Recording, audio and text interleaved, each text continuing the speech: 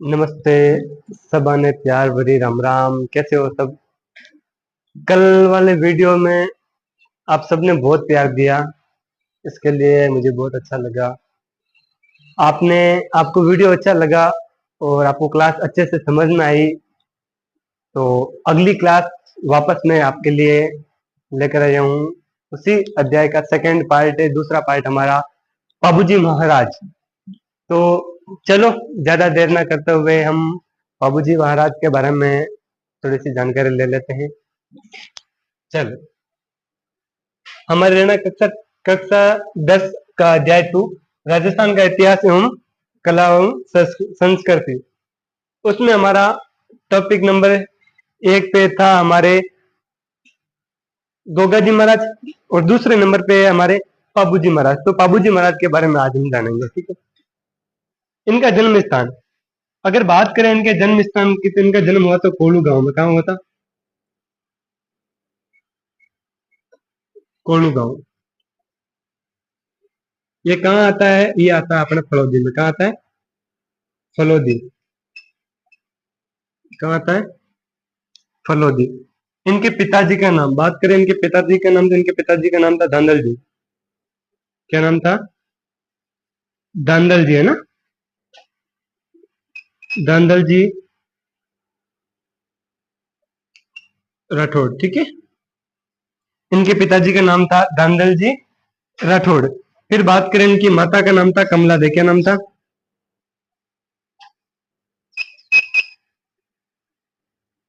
कमला दे। देखो, कमला दे, कहानी यह रही है कि जब माना जाता है कि कमला दे ने राम बाबूजी महाराज का पालन पोषण किया था, बल्कि जो बाबूजी की जो माँ थी वो एक परी थी। वो एक परी थी बाबूजी की माँ। माना जाता है कहानियों में कि कहानी ये रही है पीछे के एक बार जब अप्सराएं होती है ना, परी, वो आपको पता है नाइट में उतरते ज्यादा। अप्सरा को एक श्राप होता है कि अगर आप धरती पे घूमने के लिए जब कभी भी जाते हो, उस समय अगर आपको उस धरती पर कोई व्यक्ति देख लेता है, अगर कोई भी आपको धरती पे देख लेता है, तो आपको सारी शक्तियां वगैरह है वो सारी खत्म हो जाएगी और आप वापस से नहीं आ पाओगे। अप्सराओं के जो होता है वहां पर आप वापस आकाश में नहीं उड़ पाओगे, आप वापस नहीं आ पाओगे। तो बाबूजी की माँ जब आई थी घूमने, तो वो एक बार उसका गलती से हेलीकॉप्टर लैंड होना कहीं और था और हो कोई कहीं और गया, यहाँ पर फड़ौदी जोधपुर के टाइप में वहां पर उतर गए। वरना की गलती से शायद भटक गए होंगे। इनका ग्रुप था तो ग्रुप में से शायद ये पीछे रह गई होगी, इनको रास्ता पता नहीं हुआ होगा, तभी वहां पर गए। वरना वहां कौन गए? तावड़ा पड़े भगवान जाने। देखो, बहुत ज्यादा धूप रहती है वहां पर, तो वहां पर कौन जाना चाहता है? ऐसे तो कोई नहीं चाहता है, लेकिन गलती से शायद रास्ता भटकने के कारण वो जोधपुर फड़ौदी के साइड में वहां उधर चले गए उधर। वरना कौन जाता है उधर? इतना धूप रहती है, इतनी तावड़ा रहता है वहां पर, भगवान कौन चाहता है भैया? तो गलतियों साइड वे बेटे चले गया। तो जाने के बाद में वो वहां पर एक समुद्र था, तो नदी थी, तो वहां पर उन्होंने सोचा चलो ठीक है, अठे तो आ गया, गलतियों कोई दिक्कत नहीं है। पर तावड़ो घणो जोर को लाग रही हो, और तावड़ो घणो जोर को लाग रही हो, जर कहीं करा बात सोचियो कि चलो ठीक है, तावड़ो लागे घणो, कन्या बढ़िया सा समुद्र तो भरियो है, तो समुद्र के महीने बढ़िया सा स्नान कर ला तो कुछ तो ठंडक मिलती।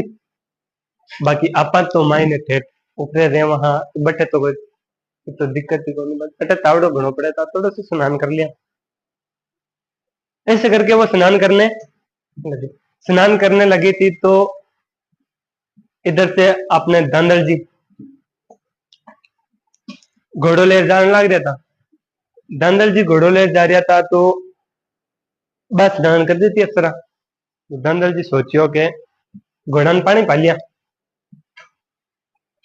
धांधल जी महाराज घोड़े को पानी पिलाने के लिए उसी तालाब के पास जाते हैं, किन्नौर के पास, और वो देखते हैं अंदर कोई औरत है जो स्नान कर रही है। और इस बात का पता जैसे ही उस परी को चलता है, उस अप्सरा को जैसे ही इस बात का पता चलता है कि कोई व्यक्ति है जो मुझे देख रहा है और मेरे ना चाहते हुए भी वो व्यक्ति मुझे देख रहा है और मुझे घूर घूर के देख रहा है। तोबा अप्सरा हिज की धंधल जी महाराज ने कियो, क्यों धांधली करे है, क्यों धांधली करने लाग रही है तू, क्यों देखने लाग रही हो मैंने। जब बाबूजी महाराज का जो पिताजी था धनदल जी महाराज ने बोलिया कि आप हो कौन और कहाँ के हो, इस धरती पे आपके जैसी औरत मैंने पहले कभी नहीं देखी। उन्होंने कहा मैं एक परी हूँ और मैं इस धरती पे नाइट में घूमने के लिए आते हैं हम, और मैं रास्ता भटक गई हूँ। और अब इस धरती पे हमें श्राप है कि जब कभी भी हमें किसी व्यक्ति के द्वारा हमें देखा जाए ना, अगर कोई व्यक्ति हमें इस धरती पे देख ले तो हमारी सारी शक्तियां खत्म हो जाती है, हम वापस से नहीं जा पाते। तो उसको बड़ा बुरा लगा। तो धनदल जी महाराज ने कहा है बात जानो ही किन्ने है, वापस जाना भी किस, आपको जाना ही नहीं है ना वापस, तो क्यों जाना है वापस। ऐसा करके धनदल जी महाराज ने उसको कहा कि चलो विल यू मैरी मी, अरे पाचो कौन जानो थाने और आप मुझसे शादी करोगे क्या। उन्होंने कहा तो धनदल जी महाराज ने कहते ही उन्होंने कहा तो और तो मेरे पास कोई ऑप्शन ही नहीं है, मुझे और कौन लेकर जाएगा, अगर आपने मेरे को देखा है तो सीधी सी बात है मेरे को आप ही लेकर जाओगे, तो चाहे शादी करके लेके जाओगे कैसे भी लेके जाओ, लेकिन शादी तो कर लूंगी, लेकिन इसके पीछे मेरी आपसे एक शर्त है, दो शर्तें रखूंगी मैं, दो नियम रखूंगी मैं, उसी शर्तों पे मैं आपसे शादी कर सकती हूँ। तो धनदल जी महाराज ने कहा कोई दिक्कत नहीं, अगर आपके दो शर्त कैसे बताओ तो सही। धनदल जी महाराज को उसने बताया मेरी पहली शर्त ये रहेगी कि मेरा महल, मेरा जो रूम रहेगा, मेरा जो कमरा रहेगा, जो मेरा बेडरूम रहेगा, वो आपके महल से थोड़ा सा दूर रहेगा और वहां पर बिना परमिशन के कोई भी नहीं आना चाहिए। मेरी पहली शर्त आपसे यही है कि मेरे महल में कोई भी नहीं आना चाहिए और मेरा महल अलग से, मेरा कमरा अलग से रहना चाहिए। धनदल जी महाराज ने कहा ठीक है कोई दिक्कत नहीं, बड़ोड़ा भाई राजा है, आप राजा का भाई यहाँ, तो भाई ने कह दे वहां जब भाई एक महल और बना दे, भाई बना दे महल एक दो, ये फर्क आ तो शर्त मन मंजूर है। सारी दूसरी शर्त कहीं है था कि भाई बताओ, वापस परी बोलती है कि मेरी दूसरी शर्त ये रहेगी कि बिना परमिशन के मेरे रूम के अंदर कोई भी नहीं आना चाहिए और वो आप ही क्यों ना हो। अगर कोई भी मेरे रूम में, मेरे कमरे में जब भी आएगा तो मुझे एक बार बताएगा और दरवाजा खटखटाएगा मेरा, और दरवाजा खटखटाने के बाद ही मेरे रूम के अंदर प्रवेश करेगा, और बिना दरवाजा खटखटाए मैं जब तक परमिशन ना दूं मेरे रूम में कोई नहीं आएगा। मेरी दूसरी शर्त आपको अगर ये मंजूर है तो बोलो। धनदल जी महाराज ने कहा चलो कोई बड़ी ज्यादा शर्त नहीं है, मेरे को तुम्हारी दूसरी शर्त भी मंजूर है। ऐसे करके फिर धनदल जी महाराज से उन्होंने शादी कर ली परी ने, और धनदल जी से शादी करने के कुछ समय बाद उनका एक पुत्र हुआ, एक लड़का हुआ जिसका नाम उन्होंने रखा था पाबू जी। पाबू क्या नाम रखा, पाबू जी का जन्म होने के बाद, जब ये बात है 1239 की ना, पाबू जी का जन्म कब हुआ, 1239। 1239 में जब पाबू जी महाराज का जन्म होता है तो उस समय, उसके थोड़े समय बाद जब पाबू जी लगभग 5-6 महीनों के हो जाते हैं, उस समय पाबू जी की माँ जो परी थी वो पाबू जी महाराज को दूध पिला रही थी। तो दूध पिलाते समय अचानक से धनदल जी उनके रूम में प्रवेश कर लेते हैं और उनसे परमिशन नहीं लेते, बिना परमिशन लिए ही वो रूम में चले जाते हैं। इस बार दरवाजा खटखटाना वो थोड़े से जल्दीबाजी में हुए होंगे और भूल गए होंगे, मनुष्य प्राणी है भूल जाता है, कोई दिक्कत नहीं, चल ले भाई आए तो भूल गया बेचारा और सीधा ही रूम के अंदर, हाँ महाराज रेटी आ गया। भाद्र महीने बाद अप्सरा राज्य की पाबू जी नाराज जी अंदर वह व्यक्ति पाबू जी ने शेर को रूप ले, शेर को वेश धारण करने, शेर को रूप धारण करने वो पाबू जी ने दूध पिला रही थी पाबू जी की माँ, तभी उस रूप में उसको धनदल जी महाराज देख लेते हैं। तो धनदल जी महाराज बोलते हैं कि तुम्हारा ये रूप कैसे। उसने कहा मैं एक परी हूं और मेरे पास शक्तियां हैं मैं कोई भी रूप धारण कर सकती हूँ और मेरे पुत्र को मैं दूध पिलाना शेर के रूप धारण करके पसंद करती हूँ, ताकि मेरा बच्चा ही शेर की तरह रहे, ना कि किसी से डरे, एक अच्छा वीर योद्धा बने। मैं ये चाहती हूँ, इसीलिए मैं इसको शेरनी का रूप लेके इनको दूध पिलाती हूँ। धांधल जी महाराज ने कहा, चलो कोई ना, तुम्हारे पास शक्ति है, तुम ये रूप लेके पिला रही हो तो मेरे को बता देना चाहिए, मैं नहीं आता अंदर। इसीलिए तो मैंने आप लोगों को कहा, आपको कहा रखा था पहले से, शादी से पहले से, कि बिना दरवाजा खटखटाए मेरे रूम में कोई प्रवेश नहीं करेगा। मैं जब भी रूम के अंदर अकेली रहती हूँ, तब मैं अपना असली रूप में नहीं रहकर कोई भी रूप धारण करके अपने रूम में रहती हूँ। जो मन में पसंद आता है वो रूप धारण करके मैं रूम में रहती हूँ। इसी दिन के लिए मैंने आप लोगों से ये शर्त रखी थी, लेकिन आपने ये शर्त तोड़ दी, तो अब मैं आपके साथ नहीं रह सकती और मैं वापस अब अपने पहले वाले स्थान पर जा रही हूँ, आप सभी को छोड़कर। तो धांधल जी महाराज ने कहा, ऐसा ना करो, हमें ना छोड़ो। फिर समय बीतता गया और वो चली गई। धांधल जी महाराज की एक ना सुनी उन्होंने, लेकिन जाते जाते उसने कहा कि एक माँ की दो इच्छाएं होती हैं। पहली इच्छा ये होती है कि वो अपने बच्चे को गोदी में लेकर दूध पिलाए, और दूसरी इच्छा ये होती है एक माँ की कि वो अपने बच्चे को अपनी पीठ पर खिलाए। लेकिन पहली इच्छा तो उस परी की पूरी हो गई थी, दूध तो उसने पिला दिया था। लेकिन उसने कहा, ये मेरा बच्चा, ये अभी इतना भी बड़ा नहीं हुआ कि मैं इसे अभी अभी से पीठ पे बिठा के खिलाऊं, पीठ पे बिठा के अभी से इसको घुमाऊं। तो वो इच्छा जो थी उसकी अधूरी रह गई थी। अधूरी रहने के कारण उसने कहा, मैं मेरे बच्चे को पीठ पे खिलाने का प्रयास पूरा करूंगी, और एक दिन ऐसा भी आएगा मैं अपने बच्चे को अपने पीठ पर खिलाऊंगी। तो धनदल जी महाराज ने कहा, ये कैसे हो सकता है। कुछ समय बाद जब वो छोड़ के चली जाती है, तो धनदल जी महाराज की दूसरी पत्नी थी। दूसरी पत्नी का नाम था कमला दे। क्या नाम था? कमला दे। उस परी के जाने के बाद बाबूजी महाराज का पालन पोषण किसने किया था? कमला दे ने किया था। हाँ, तो इसीलिए हम पढ़ते हैं बाबूजी महाराज की माता जी का क्या नाम है? कमला दे। बल्कि बाबूजी महाराज की माता कमला दे नहीं थी, बल्कि बाबूजी महाराज का पालन पोषण कमला दे ने किया था। और बाबूजी महाराज की जो दूसरी पत्नी थी वो एक अप्सरा थी। ठीक है, यहाँ तक ध्यान रखना। फिर इनकी बात आती है आगे पत्नी की। तो पत्नी का नाम आपको ध्यान में रखना है, फूलम दे।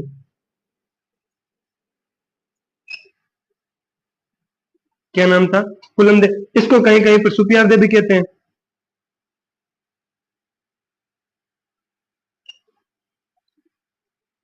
सुपियार दे भी इसको, इनको ही फूलम दे को ही कहते हैं। ध्यान रखना, ये जो फूलम दे थी ये सूरजमल सोडा की पुत्री थी। अमरकोट का शासक था सूरजमल सोडा, ध्यान रखना। पत्नी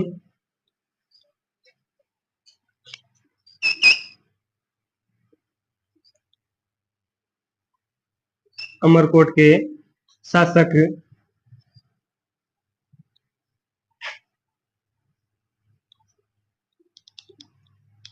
सूरजमल सोडा की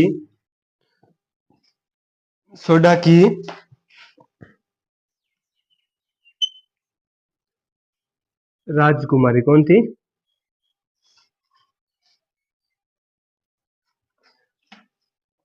अमरकोट के शासक सूरजमल सोडा की राजकुमारी थी।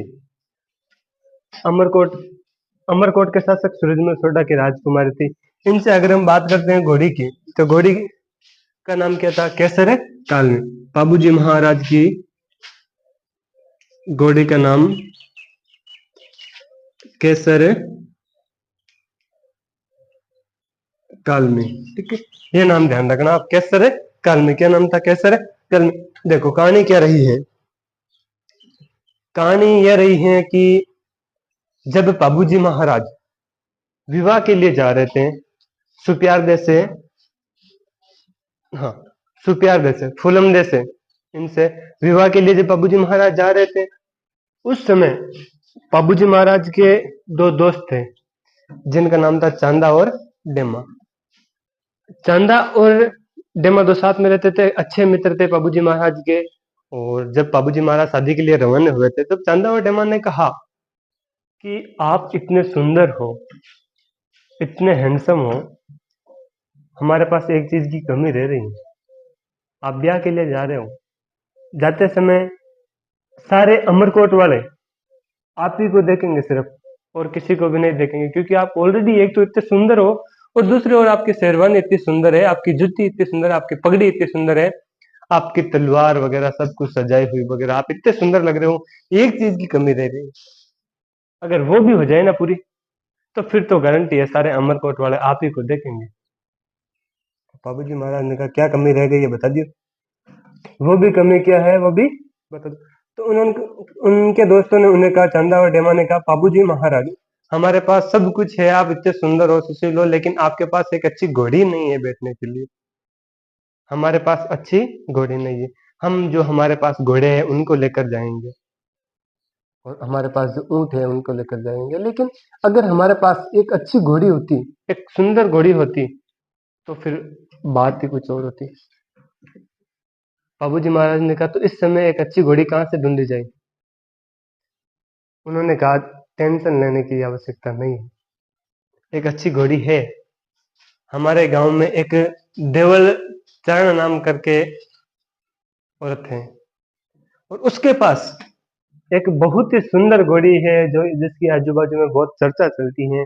कहते हैं कि वो घोड़ी जो है, उसकी रफ्तार, भागने की जो दौड़ है, क्षमता है, वो इतनी तेज है कि वो किसी भी घोड़े या घोड़ी को पीछे रख सकती है।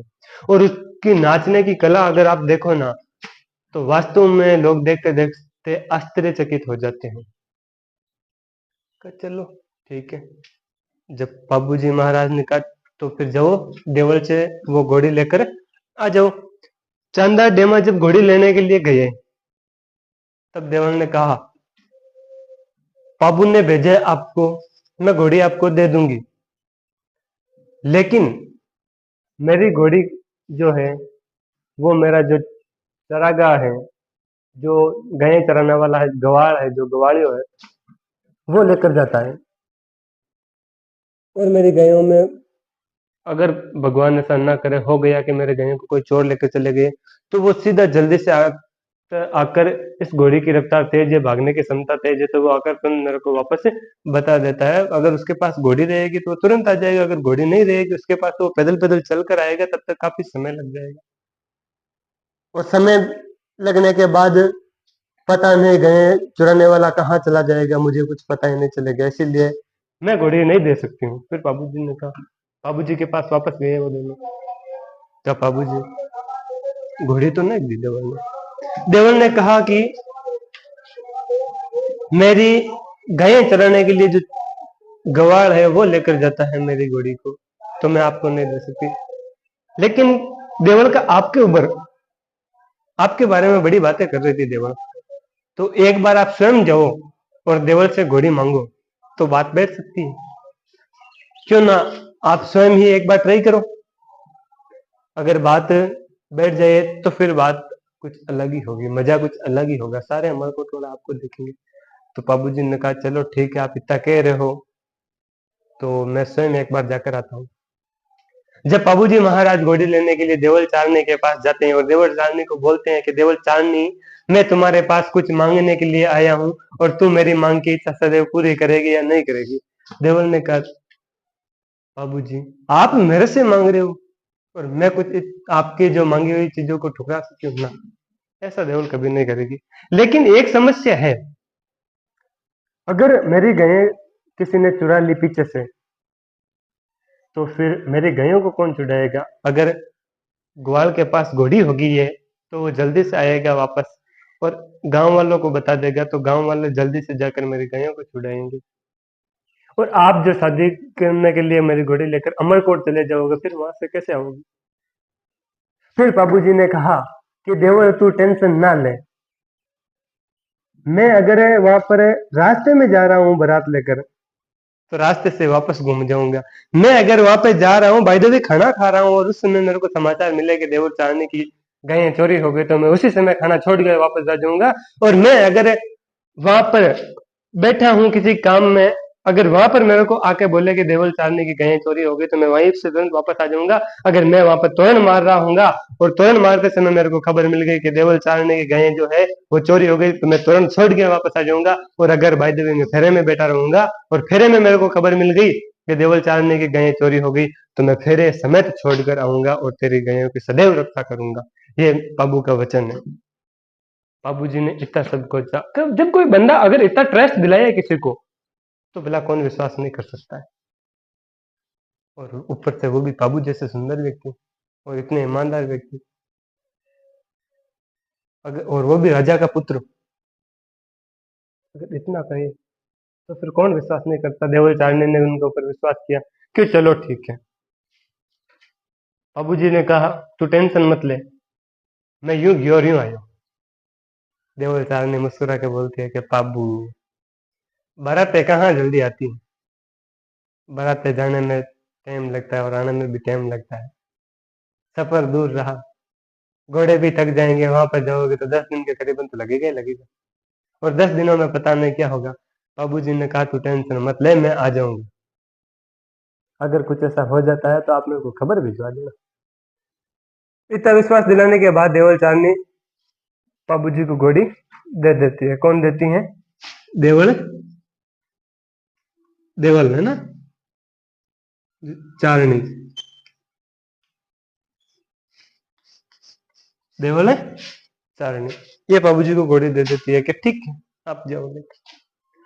बाबूजी घोड़ी लेकर रवाना होते हैं और बारात लेकर निकल जाते हैं। जब बारात लेकर जा रहे होते हैं वहां पर अमरकोट में, तब अमरकोट वाले बाबूजी पर थोड़े से जल देते हैं कि अरे यार वो बंदो हैंडसम बहुत ज्यादा दिख रही हो और प्लस में मैंने इतनी झकिया घोड़ी है, मेरा तो बड़ा चर्चा चाले कि घोड़ा बाग बागबा में सब घोड़ा या घोड़ी ने पीछे रख दे।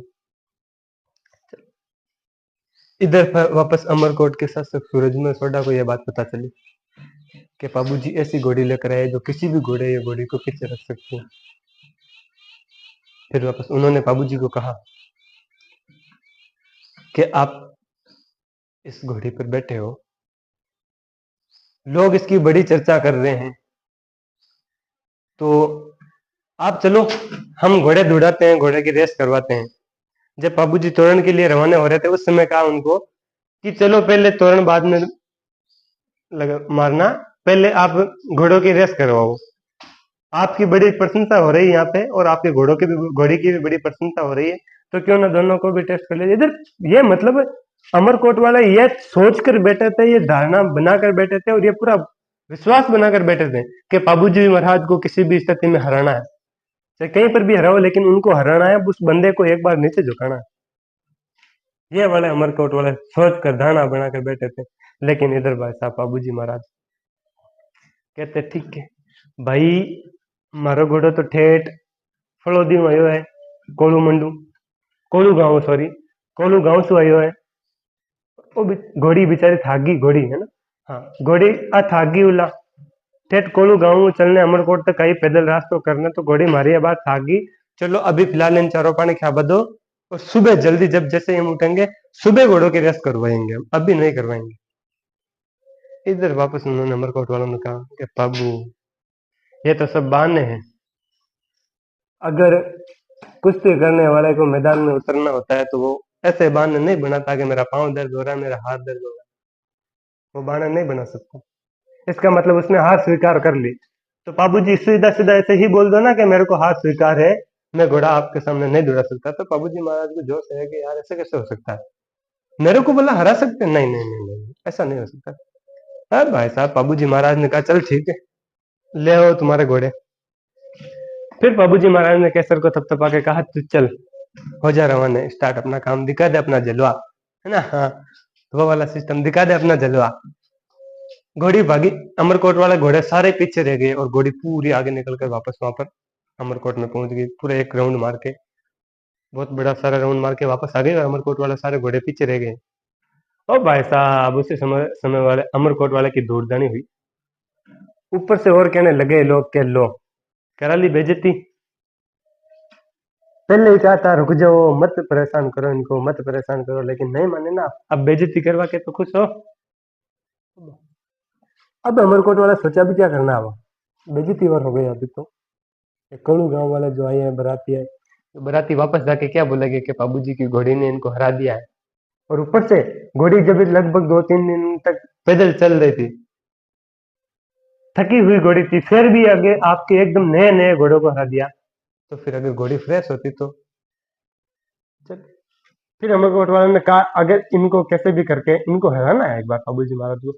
फिर चले तोरण बांधने बाबूजी महाराज। तो तोरण जो होता है ना, वो बहुत ऊंचा टांग दिया उन्होंने। एक प्रथा चलती है हमारे तोरण मारना, जिसका मतलब होता है शक्ति प्रदर्शन करना।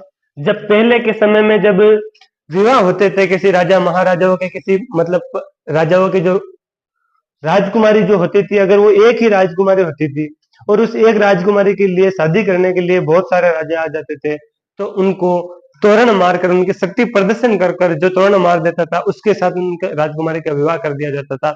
ऐसे करके ये हमारी जो तोरण मारने की प्रथा चली आ रही है, वो आज भी जीवित है और आज भी चल रही है तोरण मारने की प्रथा। और हाँ, अपने मारवाड़ में एक शब्द और भी प्रचलित है। कोई भी भाई कोई काम करे नहीं, अगर काम करने पाछो वो गाँवरान के मैं यान को काम करना ही हूँ आज, तो डायरेक्ट बूढ़िया बिन के अरे भाई तो किसा तोरण मार लिया है, कई तोरण मार लिया तू। यानी कि कौन सी शक्ति प्रदर्शन की तूने? तोरण मारना एक मुहावरा है जिसका अर्थ होता है शक्ति प्रदर्शन करना। तो फिर बाबूजी महाराज तोरण मारने चले।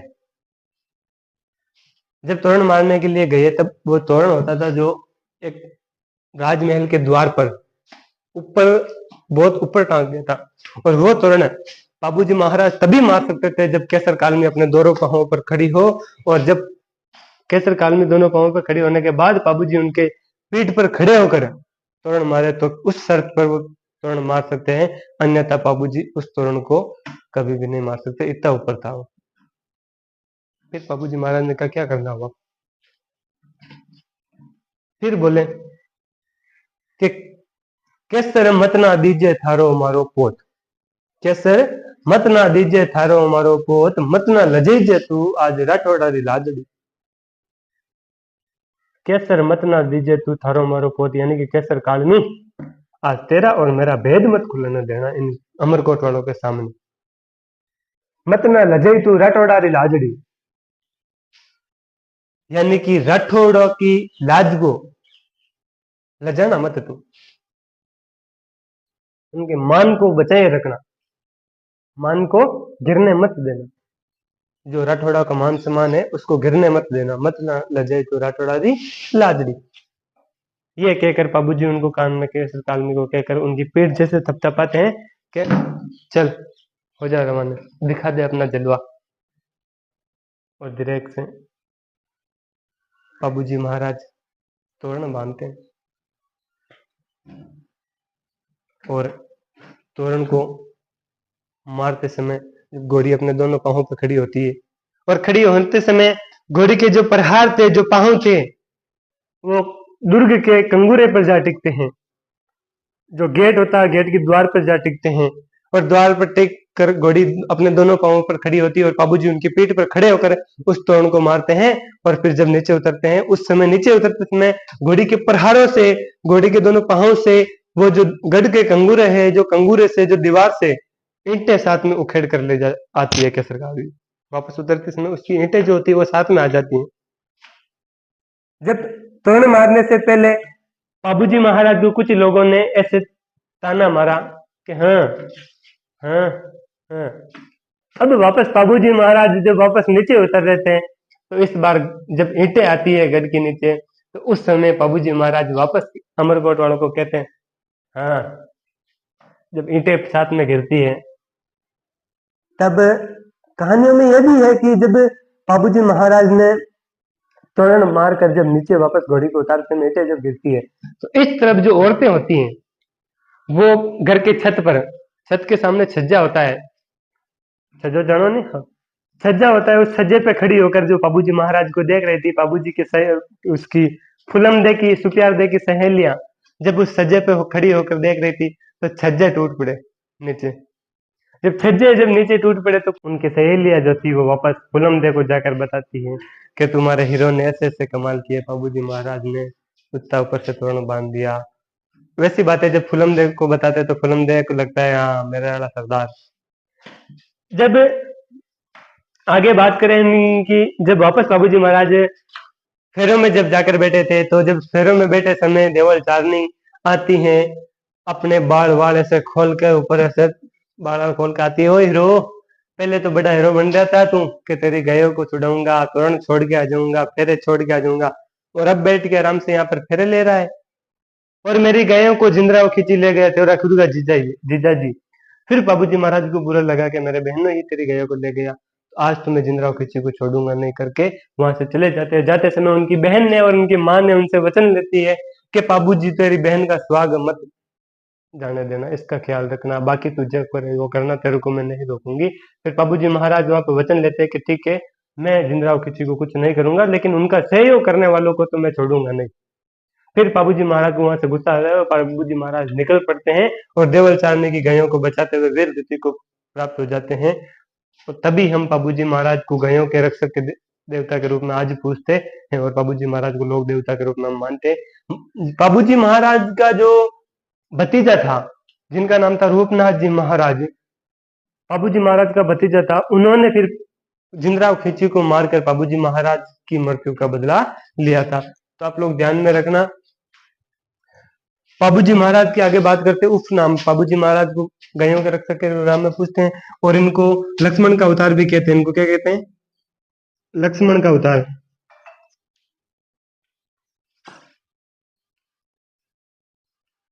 इनको लक्ष्मण के अवतार में पूछते हैं।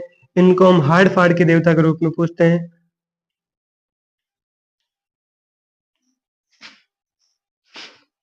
हाड़ फाड़ के देवता। फिर उसके बाद में आता है, इनको प्लेग रक्षक देवता भी कहते हैं। क्या कहते हैं?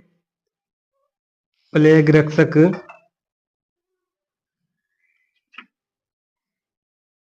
देवता। फिर इनको हाड़ फाड़ के देवता कहते हैं, इनको प्लेग रक्षक देवता कहते हैं, इनको ऊंटों के देवता कहते हैं। क्या कहते हैं? ऊंटों के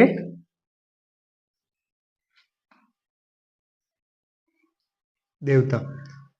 राजस्थान में सर्वप्रथम ऊंट लाने का श्रेय बाबूजी महाराज को दिया जाता है, क्योंकि हरमल रायका ने बाबूजी महाराज को ऊंट के बारे में बताया, और फिर बाबूजी महाराज को वो अच्छा लगा, तो बाबूजी महाराज लाकर अपनी बहन को दहेज में ऊंट देते हैं। इसलिए हरमल रायका हड़बू सॉरी हरमल रायका, चंदा और डेमा को बाबूजी महाराज का सहयोगी माना जाता है। तो लिख लेना बाबूजी महाराज के सहयोगी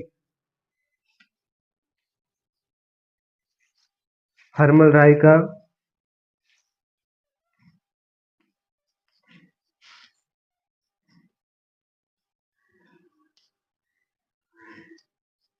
चंदा और डेमा, इनको बाबूजी महाराज का सहयोगी माना जाता है। गुजरात से जब पांच भाई